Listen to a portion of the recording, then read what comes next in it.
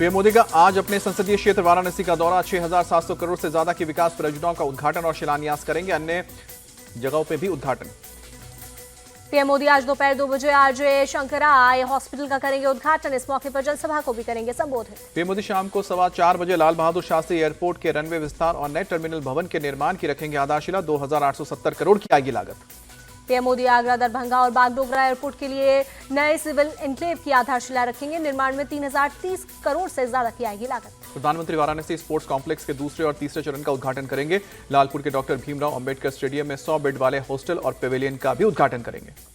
PM Modi के वाराणसी दौरे के लिए की गई शानदार तैयारी। झंडे और बैनर के साथ शहर को रोशनी से सजाया गया। सड़क किनारे जगह जगह पीएम मोदी के स्वागत में लगाए गए हैं होर्डिंग। रात में दिवाली जैसा दिखा नजारा। महाराष्ट्र विधानसभा चुनाव के लिए कांग्रेस आज जारी कर सकती है उम्मीदवारों के नाम की पहली लिस्ट। सुबह 10 बजे होगी स्क्रीनिंग कमेटी की बैठक। कांग्रेस केंद्रीय चुनाव कमेटी की आज शाम को 6 बजे होगी बैठक। महाराष्ट्र में सीट शेयरिंग विवाद को सुलझाने के मुद्दे पर होगी चर्चा।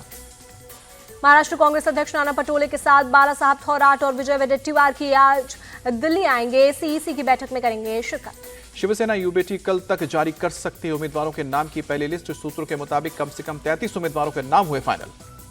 महाराष्ट्र कांग्रेस चीफ नाना पटोले का आरोप, वोटर लिस्ट में बाहरी लोगों का नाम जोड़ा जा रहा है। मूल वोटरों का नाम हटाया जा रहा है। डिप्टी सीएम देवेंद्र फडणवीस बोले, बीजेपी की पहली लिस्ट कभी भी आ सकती है। ज्यादातर सीटों पर बन गई है सहमति।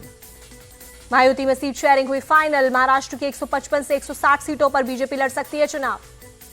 शिवसेना शिंदे गुट 75 से 80 सीटों पर लड़ सकती है चुनाव। 50 से 55 सीट पर अजीत पवार की पार्टी लड़ सकती है चुनाव। मुंबई में बीजेपी 18, शिंदे गुट 16 और अजीत पवार की एनसीपी 2 सीटों पर लड़ेगी चुनाव। सूत्रों से खबर। महाराष्ट्र से महायुति की सरकार जाएगी तो दिल्ली से भी इनकी सरकार चली जाएगी। अखिलेश यादव ने साधा निशाना।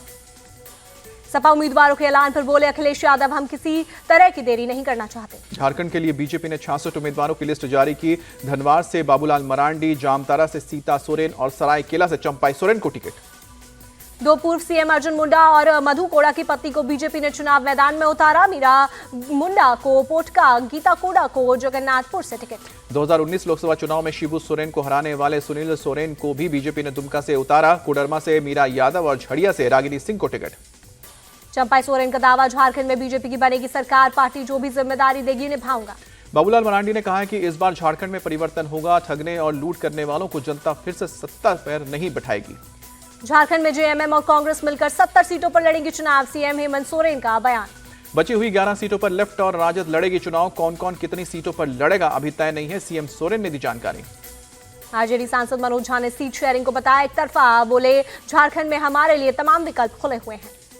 राहुल गांधी ने झारखंड में किया चुनाव शंखनाद। रांची में संविधान सम्मान सम्मेलन में बीजेपी पर हमला। कहा कि आदिवासियों को वनवासी कहने के पीछे उनका हक छीनना है बीजेपी की सोच।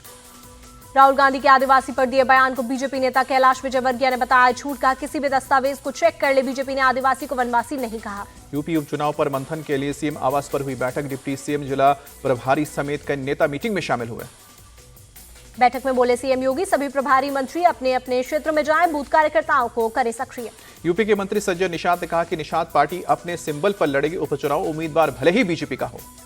बीजेपी ने 8 राज्यों की 24 विधानसभा और 1 लोकसभा सीट पर उपचुनाव के लिए उम्मीदवारों के नाम की लिस्ट की जारी। वायनाड लोकसभा सीट से प्रियंका गांधी के खिलाफ नाव्या हरिदास को मैदान में उतारा। 23 अक्टूबर को प्रियंका गांधी वायनाड लोकसभा उपचुनाव के लिए करेंगी नामांकन। राहुल के साथ रोड शो भी करेंगी। बहराइच के महाराजगंज कस्बे में हिंसा के आरोपी अब्दुल हमीद के अवैध घर पर आज हो सकता है बुलडोजर एक्शन। 23 अवैध घरों पर चल सकता है बुलडोजर। गाजियाबाद में ट्रेन की चपेट में आया ट्रैकमैन। नाराज रेलवे कर्मचारियों ने किया प्रदर्शन। बोले, लोको पायलट ने नहीं बरती सावधानी, जिसकी वजह से उन्होंने अपने साथी को खो दिया। तमिलनाडु के मदुराई में बीती रात बदला मौसम का मिजाज। कई इलाकों में हुई तेज बारिश। बेंगलुरु टेस्ट के आखिरी दिन टीम इंडिया पर हार का खतरा। चौथे दिन टीम इंडिया 462 रनों पर सिमटी। न्यूजीलैंड को जीत के लिए अब मिला 107 रन का target. Women's T20 world cup का फाइनल मुकाबला आज न्यूजीलैंड और दक्षिण अफ्रीका के बीच खेला जाएगा। फाइनल